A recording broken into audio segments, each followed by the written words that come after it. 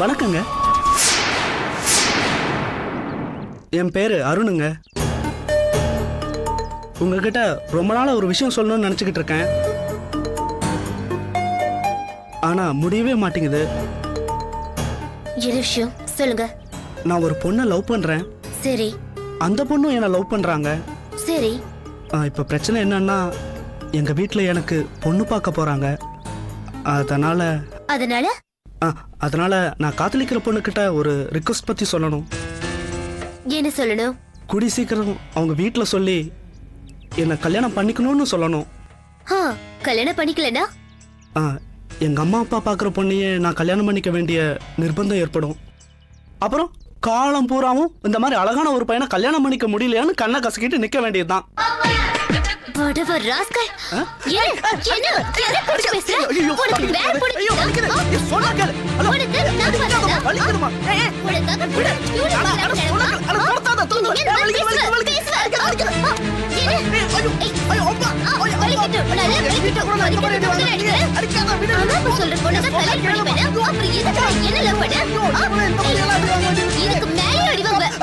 Love பண்ற வரைக்கும் பின்னாடியே லோ லோ அலைய வேண்டியது. இப்ப என்ன அம்மா சொல்றாங்க, ஆட்டுக்குட்டி சொல்றாங்கன்னு அடிக்காத ப்ளீஸ்.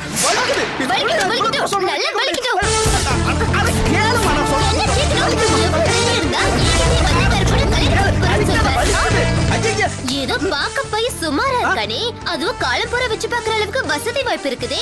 காலேஜ்ல ஒன்னா படிக்கிறவ பக்கத்து வீட்டு பையன் வேற கண்கலங்காம வச்சு பாத்துப்பா. மத்த பசங்களை மாதிரி சில்மிஷம் பண்ண மாட்டான்னு நினைச்சு லவ் பண்ணா ஓவரா பிஹேவ் பண்றியா? அடேங்கப்பா, இவ்வளவு விஷயம் இருக்கா இதுல? இல்ல கல்யாணம் பண்ணிக்கிறதுக்கு முன்னாடியே காதலிக்கும் போதே இவ்வளவு விஷயத்தை யோசிச்சு வச்சிருக்கே, அத சொல்றேன். கல்யாணம் பண்ணிக்கணும்ன்ற ஐடியாவோட காதலிக்கிற எல்லா பொண்ணுங்களுமே இப்படிதான் யோசிப்பாங்க. பின்ன சும்மா டைம் பாஸ்க்கு லவ் பண்றான்னு நினைக்கிறியா? என்ன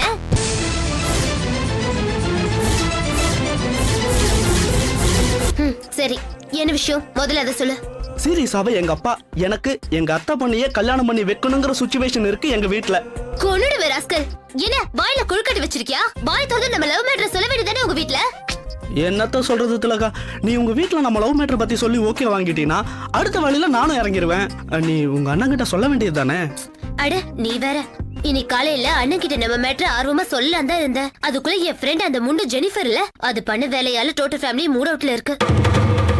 என் அண்ணன் நல்ல மூட்ல இருக்கும் போதுதான் ஆரம்பிக்கணும். சீக்கிரமா பாருப்பா, ஏதாவது ஒண்ணு பண்ணு. எங்க அம்மாவுக்கு வேற வயசாயிட்டே போகுதான். நான் வேற ரொம்ப லேட்டா பிறந்த பையனா.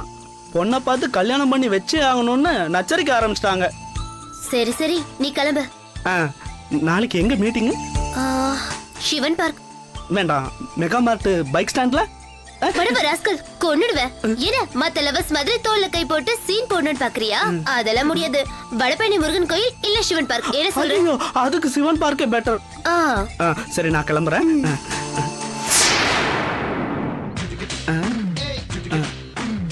ஒரு நிமிஷம். என்ன? இல்ல வேற எதுவும் இல்லையா? சரி சரி.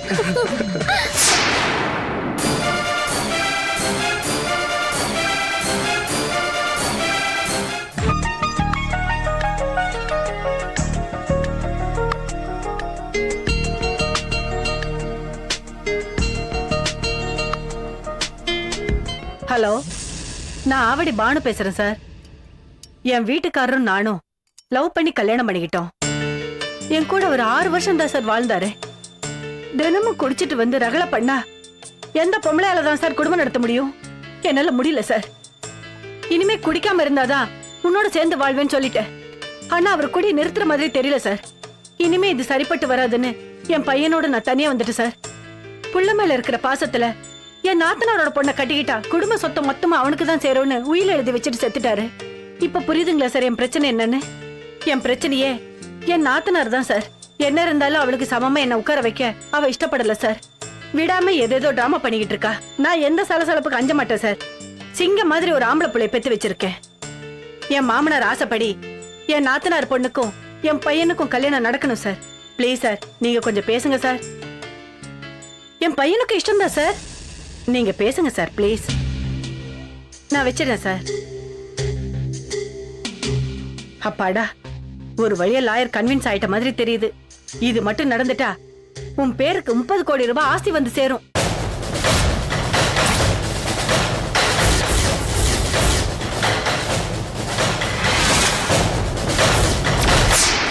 யாருடா இந்த பொண்ணு? நான் காதலிக்கிற பொண்ணுமா? ஏதாவது இந்த பொண்ணு முகத்துல அட்ராக்ஷன் இருக்கா? அப்படி பார்த்தா உலகத்துல பாதி பொண்ணுங்களுக்கு கல்யாணமே நடக்காதுமா. உனக்கு இவள பிடிச்சிருக்கா? ஆமா. எனக்கு இவள சுத்தமா பிடிக்கல. குடும்பம் நடத்த போறவன் நான், அதனால எனக்கு பிடிச்சிருந்தா போதும்னு நினைக்கிறேன். இவள வேணா வச்சுக்க, ஆனா கல்யாணம் மட்டும் நான் முடிவு பண்ண இடத்துலதான் நடக்கணும். ஏன்னா இது சொத்து விவகாரம். அம்மா, நீ சொல்ற மாதிரிலாம் என்னால சீப்பா நடந்துக்க முடியாது. எனக்கு ஜெனிஃபர் தான் வேணும். சரி, யார் இந்த ஜெனிஃபர்? என் கூட காலேஜ்ல படிக்கிற பொண்ணு. அவங்க அப்பா என்ன பண்றாரு? அவர் ஒரு வீட்ல வாட்ச்மேனா வேலை பாக்குறாருமா. ஏண்டா, 30 கோடி ரூபாய் ஆஸ்தி உள்ள ஒரு பொண்ணை நான் சொல்லிக்கிட்டு இருக்கேன். நீ வாட்ச்மேன் பொண்ண லவ் பண்றேன்னு சொல்ற? அந்த பொண்ணு நம்பர் கொடு, நான் பேசுறேன். அதெல்லாம் நீ பேசினா சரிப்பட்டு வராது. ஏன்? என்னன்னு பேசுவ?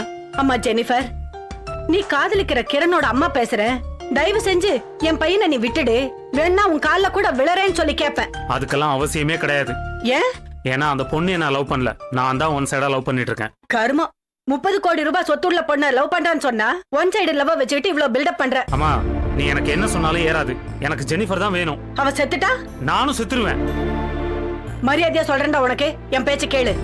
வீணா அந்த பொண்ணு தற்கொலை பண்ணிக்கிற அளவுக்கு உண்டு பண்ணி